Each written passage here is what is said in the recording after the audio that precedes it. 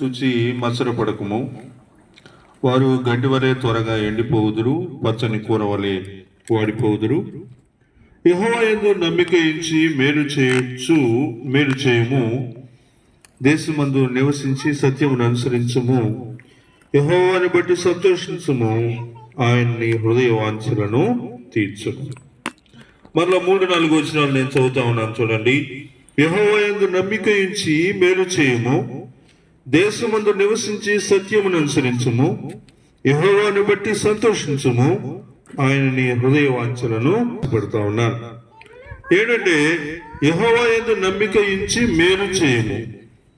దేశమందు నివసించి సత్యమును అనుసరించుము. మేలు చేయము, తర్వాత సత్యమును అనుసరించుము. యెహోవాను బట్టి సంతోషించుము. ఇలా చేస్తే ఆయనని హృదయ వాంఛలను తీర్చుతాడు అనే విషయం మనము కొంతమంది గవర్నమెంట్ ఉద్యోగాలు రావాలని ఆశపడుతూ ఉంటారు. ఇంకా చెప్పాలంటే పోలీసు ఉద్యోగం రావాలని ఆశపడుతూ ఉంటారు. అలా పోలీసు ఉద్యోగం రావాలని ఆశపడి దానికి ఎన్నిసార్లు అటెంప్ట్ చేసినా ఏదో ఒక విషయంలో పోవటం, ఆ పోలీసు ఉద్యోగం రాకపోవటం, ఇలాంటి పరిస్థితులు అనేటువంటివి మరి గమనిస్తూ ఉంటాం. పోలీసు ఉద్యోగం అనే మాట నేను ప్రత్యేకంగా ఎందుకు చెప్తున్నానంటే, ఈ రోజుల్లో యువత చాలా మంది పోలీసు ఉద్యోగం కొరకు ఏపీఎస్ఎస్సి ఎగ్జామ్స్ కొరకు, తర్వాత వాటిలో జాబ్స్ రావాలని ఎంతో ఆశపడుతూ ఉంటారు కనుక ఆ విషయాన్ని నేను చెప్తా ఉన్నాను. ప్రియులారా, మనము ఇక్కడ వాక్య ప్రకారంగా మనం ఆలోచించుకున్నప్పుడు, వాక్యంలో చెప్పబడినటువంటి విధంగా మనం ఆలోచించుకున్నప్పుడు, వాక్యంలో ఏం చెప్తున్నాడండి? వాక్యంలో ఏం చెప్తున్నారంటే, యెహోవా యందు నమ్మిక ఉంచి మేలు చేయము. యెహోవా మీద నమ్మకం ఉంచాలి. ఇంకా ఏం చేయాలి? మేలు చేయము. మేలు చేయము అనేటువంటి మాట చెప్తూ ఉన్నాడు.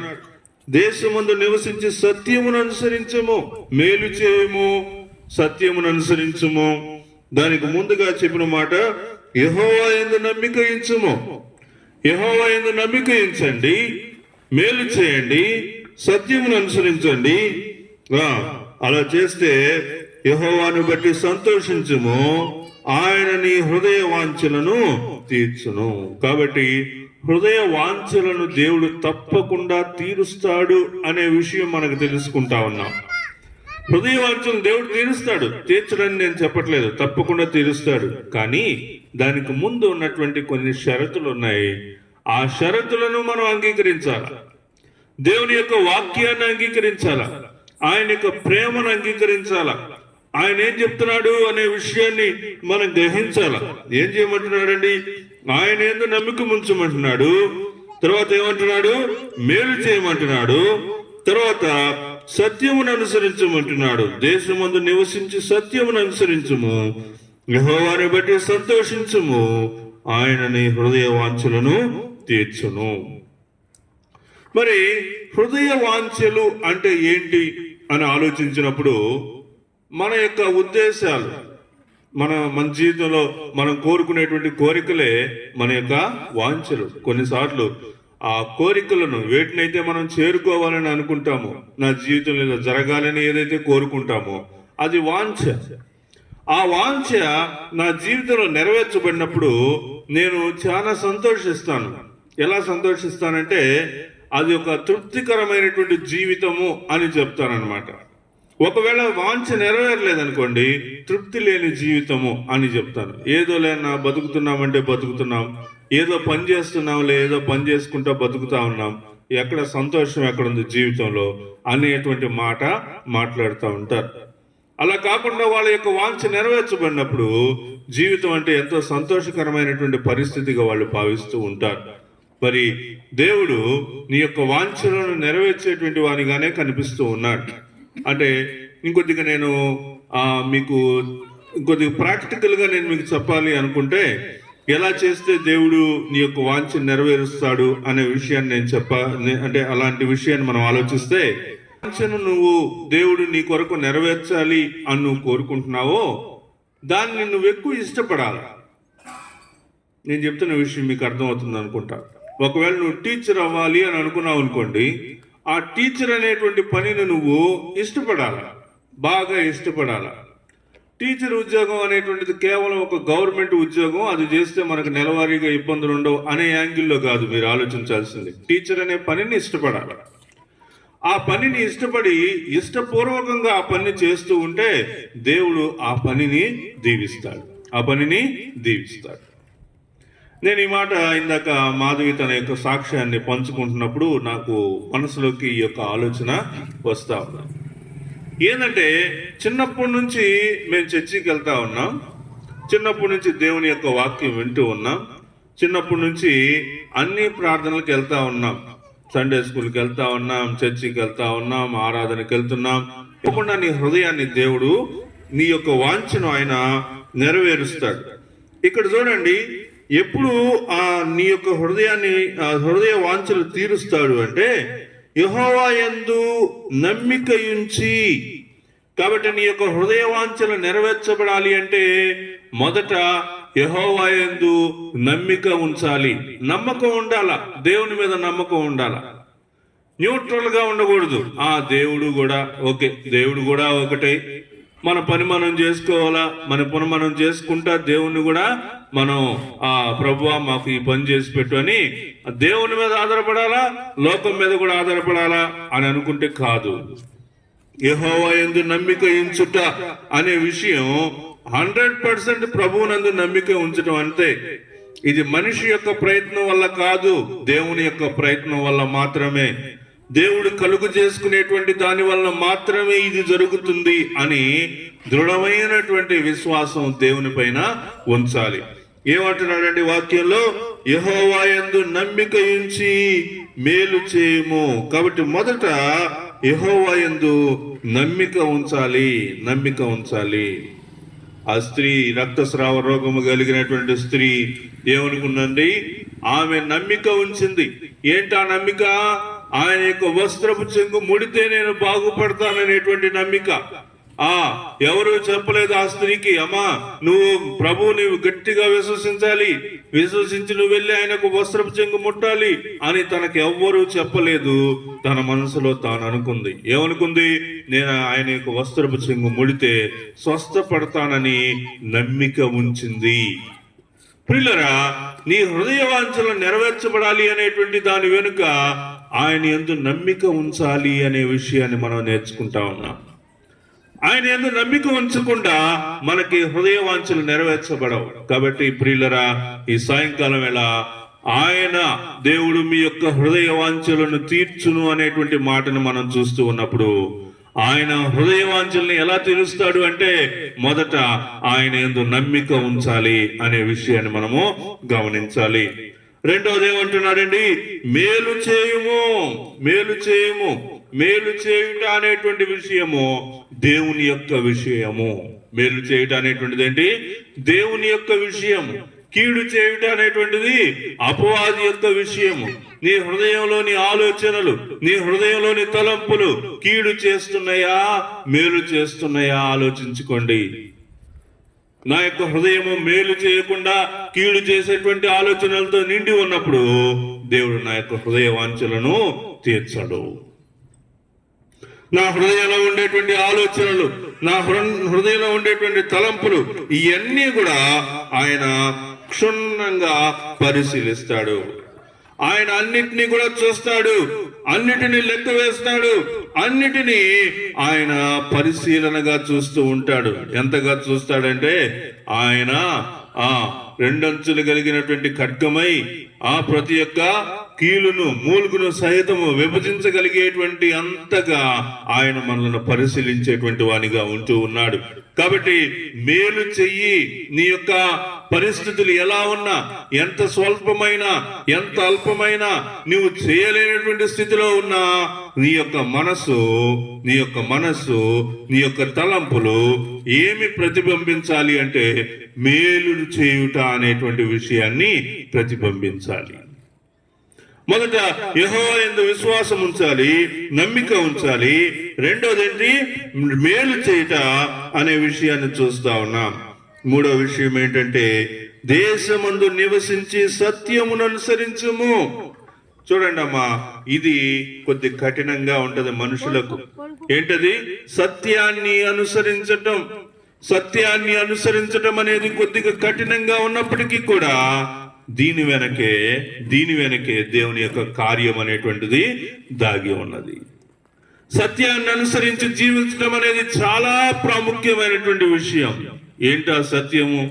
యోహాను సువార్తలో రాయబడినట్టుగా, నేనే మార్గమును సత్యమును జీవమును అని ప్రభు అయినటువంటి యేసుక్రీస్తు వారి గురించినటువంటి మాటలను మనం జ్ఞాపకం తెచ్చుకుంటా ఉన్నాం.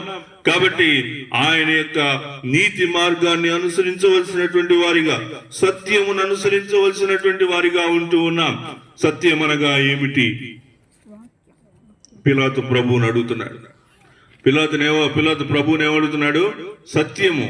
సత్యం అనగా ఏమిటి అనే మాట అడుగుతున్నాడు. సత్యం అంటే ప్రభు అయినటువంటి యేసుక్రీస్తు వారే. సత్యము అనేటువంటి మాటలో మనకు ప్రభు అయినటువంటి యేసుక్రీస్తు వారే మనకు కనిపించాలి. ఆయనే కనిపిస్తారు. ప్రభు అయినటువంటి యేసుక్రీస్తు వారి యొక్క మార్గమును అనుసరించకుండా మరొక మార్గాన్ని అనుసరించేటువంటి వారు అసత్యములో ఉన్నారు. ఈ విషయాన్ని గ్రహించాలి. మనిషి యొక్క ఆలోచన, అన్ని మతాలు చెప్పేది ఒక్కటే అనేటువంటి ఆలోచనలో ఉంటూ ఉంటారు. ఏ మతమైనా చెప్పేది ఒకటే, నీతిగా జీవించమనే కదా అనేటువంటి మాట చెప్తూ ఉంటారు. కానీ ప్రభు అయినటువంటి యేసుక్రీస్తు వారు ఒక్కరే. ఆయన ఏం చెప్తున్నారు? నేనే మార్గమును సత్యమును జీవమును. ఈ భూలోకంలో ఉండేటువంటి ఏ మత గ్రంథమైనా, ఏ విశ్వాసమైనా, వారి యొక్క గ్రంథాల్లో ఏమి రాయబడినప్పటికీ కూడా బైబిల్లో మనకి విశ్వాసము, బైబిల్లో మన యొక్క ఆశ్రయదుర్గం ఏంటి, బైబిల్లో మనకు ఉన్నటువంటి నిరీక్షణ ఏంటి అంటే ప్రభు అయినటువంటి యేసుక్రీస్తు వారు. ఆయనే మనకు మార్గమై ఉన్నారు. ఆయనే మనకు సత్యమై ఉన్నారు. ఆయనే మన యొక్క నిత్య జీవము. ప్రియులరా, ఈ భూలోకపు జీవితము స్వల్పమే, కానీ పరలోకపు జీవితము, నిత్య జీవితం అనేటువంటిది అది స్వల్పమైనటువంటి జీవితం కాదు. అది వయసు అనేటువంటిది లేనటువంటిది. ఈ భూలోకంలో మనిషికి కొంత వయసు ఉంది. ఎంత 60 సంవత్సరాలు, 80 సంవత్సరాలు, మహా అయితే 100 సంవత్సరాలైనా బ్రతుకుతాడేమో. కానీ 100 సంవత్సరాలు జీవించిన తర్వాత కూడా గ్యారంటీగా ఏదో ఒక రోజు వారు ఈ భూలోకాన్ని విడిచిపెట్టి వెళ్ళవలసిందే. కానీ మనం ఉండబోతున్నటువంటి ప్రభువారు చెప్పినట్టుగా నేనే మార్గమును సత్యమును జీవమును అని చెప్పినప్పుడు ఆ జీవము మనకేం చేస్తుంది? నిత్య జీవితాన్ని ప్రసాదిస్తా ఉంది. ఆ నిత్య జీవితంలో మరి కరువులు ఉండవు, కాటకాలు ఉండవు, వస్త్రహీనత ఉండదు, అబద్ధాలు ఉండవు, అక్కడ ఇబ్బందులు అలాంటి ఏమీ ఉండవు. అక్కడ నిత్యము శాంతి సమాధానము అనేటువంటిది మాత్రము మనపై ఉంటూ ఉందని వాక్యం మనకు వెల్లడి చేస్తా ఉంది. కాబట్టి నీ హృదయ వాంఛలు నెరవేర్చడానికి యెహోవా యందు నమ్మిక ఉంచాలి, మేలు చేయాలి. ఆయన దేశమందు నివసించి సత్యమును అనుసరించాలి. ఈ భూలోకంలో సత్యమే లేదు. ఈ భూలోకంలో సత్యం ఒక్కటే లేదు, అసత్యం కూడా ఉన్నది. ఈ భూలోకంలో సత్యం అనేటువంటిది కరెక్ట్ గా మనం వెతుక్కుంటా వెళ్తే సత్యాన్వేషణ అంటారు చాలా మంది. సత్యాన్వేషణే నా నిత్యాన్వేషణ అని ఒక ఆయన చెప్తా ఉంటాడు. కాబట్టి సత్యాన్ని అన్వేషిస్తున్నాను అని చెప్తా ఉంటాడు. నేను వాళ్ళకేం చెప్తానంటే, సత్యాన్ని అన్వేషించాల్సింది ఏమి లేదు. ప్రభు అయినటువంటి యేసుక్రీస్తు వారే సత్యము. ప్రభు అయినటువంటి యేసుక్రీస్తు వారు అనేది వాళ్ళకు ఒక మతం లాగా కనిపిస్తుంది, కానీ నిత్య జీవం అనేటువంటిది వాళ్ళకి అనిపించట్లేదు. ఈ విశ్వాసికి లేదా క్రీస్తు ప్రభు వారు అనేటువంటి వారు మరి సరిపడినటువంటి వారు అని వాళ్ళు అనుకోవట్లేదు. మన జీవితాలకు, మన యొక్క పరిస్థితులకు ప్రభు అయినటువంటి యేసుక్రీస్తు వారు సరిపడిన వారు అని వాళ్ళు అనుకోవట్లేదు.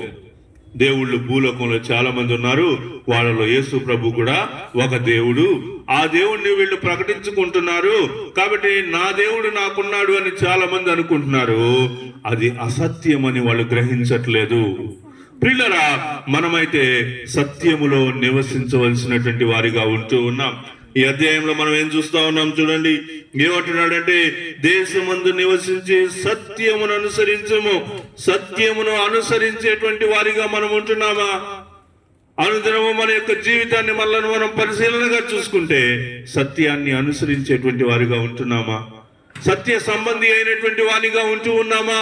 సత్య సంబంధి అయినటువంటి వానిగా ఉండాలి అంటే బేసిక్ ఏంటి? ప్రభువును విశ్వసించాలి.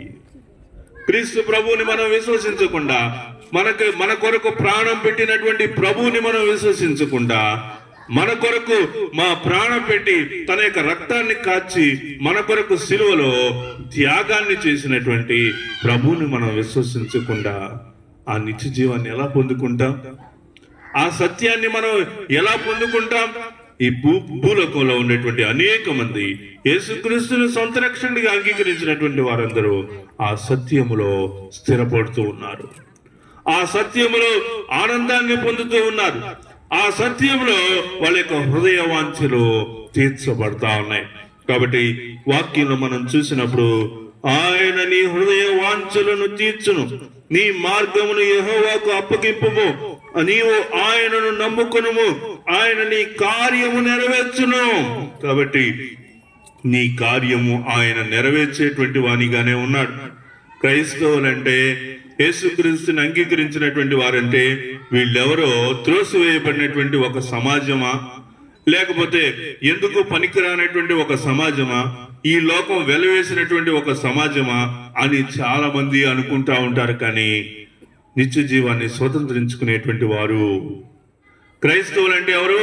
నిత్య జీవితాన్ని స్వతంత్రించుకునేటువంటి వారు. ఈ భూలోకపు జీవితం స్వల్పమే, కానీ ఇతర విశ్వాసాల్లో ఉన్నటువంటి వారు, యేసుక్రీస్తుని ఎరుగినటువంటి వారు, వారు అనుకునేటువంటి స్వర్గం అనేటువంటిది లేదు. ప్రియులరా, నేను వేరే వేరే విశ్వాసాల గురించి మాట్లాడట్లేదు, కానీ నేనేం చెప్పదలుచుకుంటున్నానంటే క్రీస్తు ప్రభు వారిలోనే మనకి విశ్వాసం, క్రీస్తు ప్రభు వారిలోనే మనకు సత్యం, క్రీస్తు ప్రభు వారిలోనే మనకు జీవము. ఆ జీవము మన మధ్య సంచరించింది. ప్రభు అయినటువంటి యేసుక్రీస్తు వారిగా ఆ జీవము మన మధ్య సంచరించినట్లుగా మనం చూస్తా ఉన్నాం. ఏమంటా ఉన్నాడండి? ఆయన నీ హృదయ వాంఛలను తీర్చును, నీ మార్గమును యెహోవాకు అప్పగింపుము, నీ మార్గములను యెహోవాకు అప్పగించమని వాక్యం చెప్తా ఉంది. కాబట్టి నీ మార్గాలు ఎలా ఉన్నాయి? నీ మార్గాలు ఎలా ఉన్నాయి? నీ మార్గాలు దేవునికి అంగీకారంగానే ఉన్నాయా? నీ వెళ్ళేటువంటి మార్గాలు, నువ్వు చూసేటువంటి చూపులు, నీ యొక్క ప్రవర్తన, నీ యొక్క ఆలోచన క్రమము, ఇవన్నీ దేవుని దృష్టిలో ఎలా ఉన్నాయి? ఆదివారం రాగానే సంఘానికి వెళ్ళి సంఘంలో వాక్యాన్ని విని అక్కడ ప్రార్థన చేయించుకొని నాకు ఆశీర్వాదం ఈ వారానికి సరిపడింది అని నువ్వు ఇంటికి వచ్చేస్తున్నావా? ఆ తర్వాత మరలా ఆదివారం వచ్చే వరకు పాపమే చేస్తున్నావా? ఆ వారం రోజులన్నీ కూడా దేవునికి దూరంగా జీవిస్తున్నావా? ప్రియులరా, నీ మార్గాన్ని యెహోవాకు అప్పగించమనే వాక్యం తెలియజేస్తా ఉంది. నీ ప్రవర్తన అంతటి యందు ఆయన యొక్క అధికారమునకు ఒప్పుకొనమని వాక్యం తెలియజేస్తా ఉంది. మన యొక్క ప్రవర్తన ఆయన యొక్క అధికారమునకు ఒప్పుకోవాలి. ఆయన ఏం చేయమని కోరుకుంటారో మీ జీవితంలో దాన్ని మీరు నెరవేర్చగలిగేటువంటి స్థితిలోనికి మీరు రావాలి. ఎందుకంటే హృదయ వాంఛలు నెరవేర్చబడినప్పుడు నీ హృదయం నిజంగా ఉల్లసిస్తుంది. నీ హృదయ వాంఛలు నెరవేర్చబడినప్పుడు, నీ హృదయ వాంఛలు తీర్చబడినప్పుడు మనిషి యొక్క జీవితం ఎంతో ప్రశాంతమైనటువంటి స్థితిలోనికి, గొప్ప ఆనందాన్ని పొందుకునేటువంటి స్థితిలోనికి మనం వెళ్తాం. అలాంటి కృప దేవుడు మనకు దయచేయాలి అంటే మన యొక్క మార్గాలను ఏం చేయాలి? ఆయనకు అప్పగించాలని వాక్యం మనకు బోధిస్తా ఉంది. నీ మార్గమును యెహోవాకు అప్పగింపు, నీవు ఆయనను నమ్ముకొనుము, ఆయన నీ కార్యము నెరవేర్చును. ఆయనను నీవు నమ్ముకోవాలి. ఎవరు నమ్ముకోవాలి? ప్రభు అయినటువంటి యేసుక్రీస్తు వారిని నీవు విశ్వసించాలి. నీవు ఆయనను నమ్ముకోవాలి. ఆయన నీ కొరకు నా కొరకు సిలువలో త్యాగం చేశాడు. ఆయన మన కొరకే బలి అయ్యాడు. కేవలం నిన్ను రక్షించటానికి, నీ పాప బంధకాల నుంచి నిన్ను విడిపించటానికి, నీ జీవితంలో ఆయన గొప్ప కార్యాలు చేయడానికి, నీ యొక్క ఉద్దేశాలు, తలంపులు, కోరికలు, ఇష్టాలు, ఈ భూలోకంలో మనిషికి ఉండేటువంటి ప్రతి ఒక్క వాంఛను ఆయన తీరుస్తాడు. కాబట్టి మనం ఏం చేయాలా? ఆయనను నమ్ముకోవాలా. మరి ఇక్కడ ప్రార్థనలో చేరి వచ్చినటువంటి వారిలో యేసు ప్రభుని సొంత రక్షకుడిగా అంగీకరించకుండా ఉన్నటువంటి వారై ఉన్నట్లయితే మరి ఈ సాయంత్రం వేళ మీరు ప్రభుని మీ యొక్క సొంత రక్షకుడిగా అంగీకరించండి. ప్రభువా, నా పరిస్థితులు ఇలా ఉన్నాయ్యా అని మనం పదే పదే ప్రార్థన చేస్తున్నాం, కానీ మన యొక్క హృదయాన్ని ఆయనకి ఇవ్వలేకపోతా ఉన్నాం. ప్రభువా, నాకు ఈ సమస్య ఉంది, నాకు ఇలాంటి సమస్యల్లో నేను ఉన్నాను, నాకు దయచేసి సహాయం చేయమంటున్నాను, కానీ ఆయనను నేను ఒప్పుకునేటువంటి వానిగా, నమ్ముకునేటువంటి వానిగా లేనప్పుడు ఆయన యొక్క సహాయాన్ని నేను పొందుకోలేకపోవచ్చు.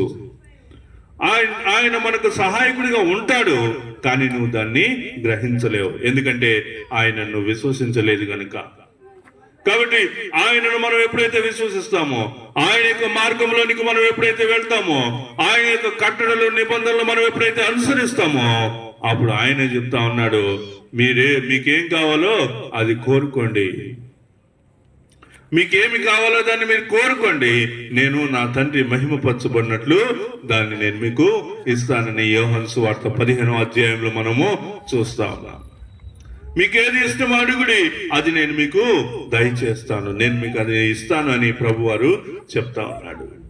దానిపైన ఏం చెప్తా ఉన్నాడు 15వ అధ్యాయంలో, నా యందు మీరును మీ యందు నా మాటలు నిలిచి ఉండి ఎట్లా మీకేది ఇష్టమో మీరు అడగండి అని అంటా ఉన్నాడు. కాబట్టి ఇక్కడ ప్రభుని నమ్ముకోవటం అనేటువంటి విషయంలో ఏం కనిపిస్తా ఉందంటే, ఆయన యందు మనము, మన యందు ఆయన అనేటువంటి విషయం, అన్యోన్యత అనేటువంటి విషయం మనకు కనిపిస్తా ఉంది.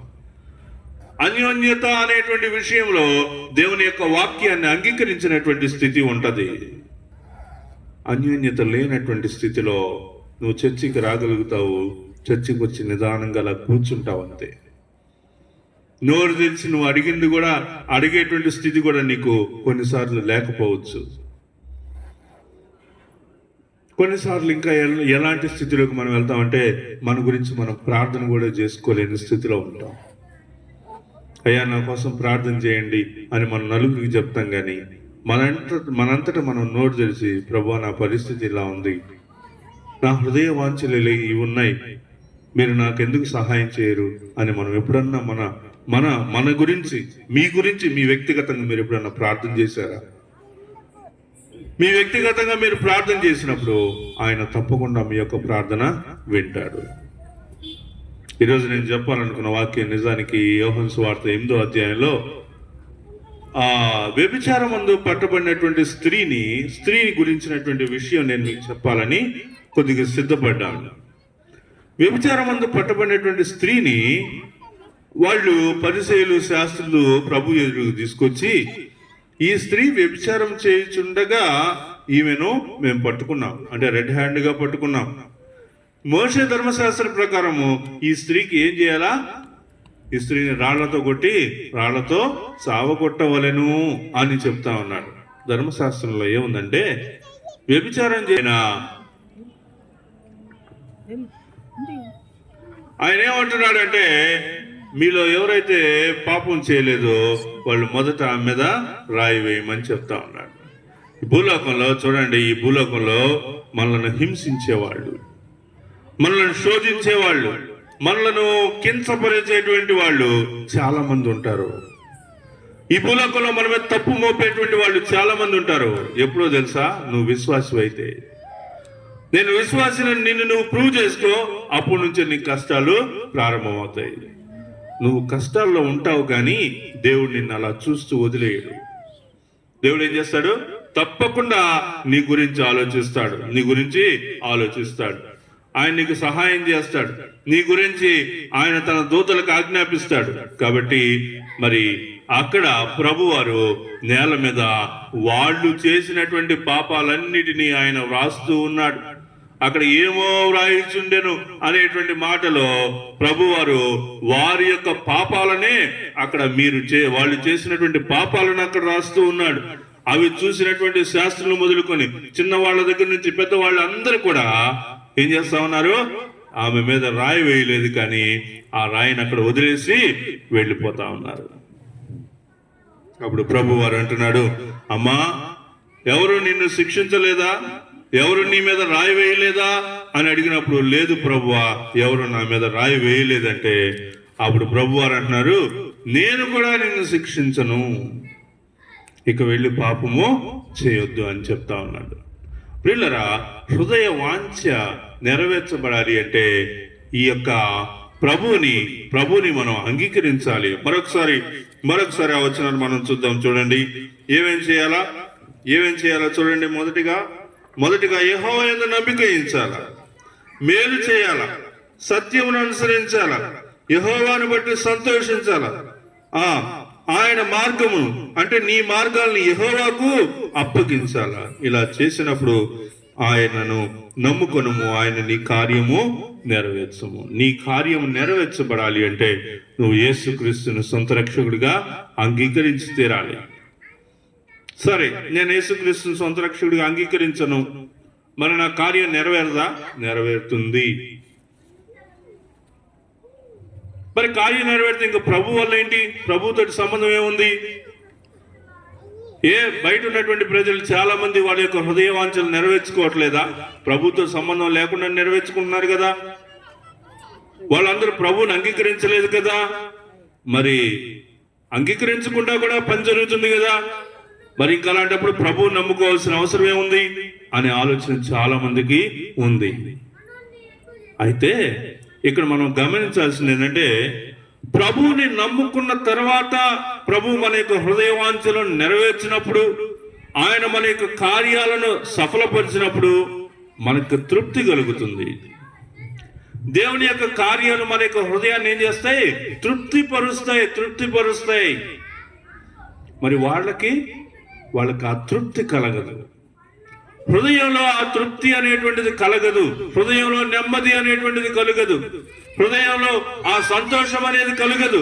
అది కేవలం క్రీస్తు ప్రభువును అంగీకరించినటువంటి వారిలోనే మనం చూడగలుగుతాం. కాబట్టి ఈ సాయంకాలం వేళ ఈ క్లుప్త వర్తమానంలో మనము ఈ విషయాలను మనము నేర్చుకుంటా ఉన్నాం. ఎవరైనా యేసుక్రీస్తుని సొంత రక్షకుడిగా అంగీకరించకుండా ఉన్నట్లయితే మీ యొక్క హృదయ వాంఛలు నెరవేర్చబడుటకు, మీ కార్యాలు సఫలపరచబడుటకు ఆయనను విశ్వసించండి. ఆయన మీ యొక్క కార్యాలను నెరవేరుస్తాడు. ప్రియులరా, మరి ఇంకా ఇక్కడ కూర్చున్నటువంటి వాళ్ళలో, ఈ యొక్క మీటింగ్ కు వచ్చినటువంటి వాళ్ళలో యేసుక్రీస్తుని అంగీకరించకుండా ఉన్నటువంటి వారు ఉన్నట్లయితే దయించి ఒకసారి మిమ్మల్ని మీరు తీర్మానించుకోండి. ప్రభువా, ఈ భూలోకపు యొక్క జీవితము చాలా స్వల్పమైనటువంటిది. నేను ఈ భూలోకపు జీవితం కొరకే నన్ను నేను సిద్ధపరచుకుంటా ఉన్నాను. ఆస్తులు కూడబెట్టుకుంటున్నాను. నా కుటుంబం సంతోషంగా ఉండాలని నన్ను నేను ఎంతో ప్రయత్నం చేసుకుంటా ఉన్నాను. కానీ నిన్ను నమ్ముకోవటానికి నా హృదయం ముందుకి రావట్లేదు. నా పాపం అనేటువంటిది, నా యొక్క పాపం అనేటువంటిది ఆ యొక్క బంధకాల్లోనే నేను ఉండేటట్టుగా చేస్తూ ఉంది. ఆ బంధకాలను విడిపించుకుని బయటికి రావటానికి నాకు శక్తి లేకుండా ఉంది. ప్రభువా, నాయనా నాకు శక్తి దయచేయమని మీరు ప్రార్థన చేస్తే ఆయన తన దూతలకు ఆజ్ఞాపిస్తాడు. నిన్ను అడ్డుకుంటున్నటువంటి బంధకాలు, నిన్ను అడ్డుకుంటున్నటువంటి దుష్ట శక్తులన్నింటినీ కూడా నీ నుంచి తొలగిస్తాడు. ఒక గొప్ప సమాధానాన్ని దేవుడు నీకు దయచేస్తాడు. ఈ భూలోకం ఇవ్వలేనటువంటిది సమాధానం. ఈ భూలోకం ఇవ్వలేనటువంటిది ఆయన నీకిచ్చేటువంటి తృప్తి. ఈ భూలోకం ఇవ్వలేనటువంటిది నీ యొక్క హృదయ వాంఛల నెరవేర్పు. ఆయన ద్వారా నీకు లభించేటువంటిది కార్యాలను నెరవేర్పు చేసేటువంటి విషయాలు. ప్రియులరా, ఈ సాయంకాలము దేవుడికి మిమ్మల్ని మీరు సమర్పించుకోండి. ప్రభువా, నాయనా, ఇంతకాలం మా జీవితంలో జరిగిన పరిస్థితులన్నింటినీ మేము ఆలోచిస్తూ ఉన్నాం. ఇంతకాలం మా జీవితంలో జరుగుతున్నటువంటి విషయాలన్నింటినీ చూస్తూ ఉన్నాం. అయా ప్రభువా, ఇదిగో తండ్రి నాయనా, అంతా మాకు నష్టమే జరుగుతా ఉంది. మేము ఎంతో కష్టపడుతున్నాం, వారం అంతా కష్టపడుతున్నాం, నెలంతా కష్టపడుతున్నాం, కానీ మాకు వస్తున్నటువంటి ఆదాయం చాలా స్వల్పంగా ఉంది.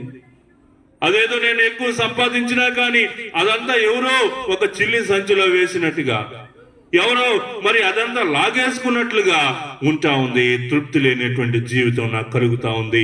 అన్ని కనిపిస్తే దేవుడు నీకు తృప్తినిస్తాడు. ఆయన నీ యొక్క హృదయవాంఛను నెరవేరుస్తాడు. ఆయన నీ యొక్క కార్యాలను సఫలపరుస్తాడు. యేసుక్రీస్తుని సొంత రక్షకుడిగా అంగీకరించినట్లయితే, ఆయన నమ్ముకున్నట్లయితే, నీతిగా జీవించినట్లయితే, సత్యమును అనుసరించినట్లయితే దేవుడు నీ యొక్క కార్యాలను నెరవేర్చేటువంటి వానిగా ఉంటూ ఉన్నాడు. ఈ సాయంకాలం వల్ల దేవుడు అతి కృప మనకు దయచేయనుగాక. ప్రార్థన చేసుకుందాం. ప్రేమ కలిగిన తండ్రి, కృప కలిగిన దేవా, నమ్మకం వందనాలు. ఈ సాయంకాలమును మీరు ఆశ్రయించి దీవించండి. రేపు ఉదయం ఆదివారం సంఘములో ప్రభా మరి ఆరాధన కార్యక్రమం ఉంది కనుక ప్రభా నాయన యేసయ్య, మరి ఆ కార్యక్రమానికి ప్రభా నాయన యేసయ్య మేమందరం కూడా మమ్మల్ని మేము సిద్ధపరచుకున్నట్లుగా సహాయం దయచేయండి.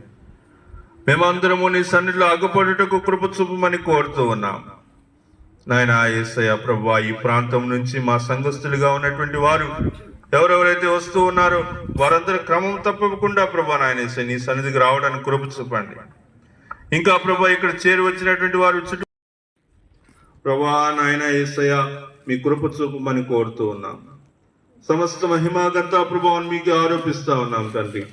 పలహారం తీసుకొచ్చిన రామకృష్ణను బట్టి, రఘునాథన్ బట్టి ప్రార్థిస్తా ఉన్నాం. మీ కృప చూపి ఆశీర్వదించి దీవించమని కోరుతూ ఉన్నాం నాయన యేసయ్య. ప్రభా నీ సేవ కొరకు ఎవరెవరైతే సహాయపడుతూ ఉన్నారో, కానుకలు ఇస్తూ ఉన్నారో, సేవా పరిచర్యను ముందుకు తీసుకువెళ్ళటకు ప్రభా నాయన యేసయ్య సహాయపడుతున్నారో వారందరినీ మీరు దీవించి ఆశ్రయించమని కోరుతూ ఉన్నాం. రెట్టింపు ఘనతను, రెట్టింపు దీవెనను ప్రభా నాయన మీరు దయచేయమని కోరుతూ ఉన్నాం. సమస్త మహిమా ఘనత ప్రభావాన్ని మీకే ఆరోపిస్తూ యేసు నామం పేరిట ప్రార్థిస్తున్నాను తండ్రి. ఆమేన్, ఆమేన్, ఆమేన్. ఈ యొక్క శనివారము సాయంకాలం ముందు ఈ యొక్క సువార్త కొడుకులో చేరి వచ్చినటువంటి వారందరికీ ఇప్పుడు ఎల్లప్పుడూ సదాకాలము తోడే నడిపించునుగాక. ఆమేన్.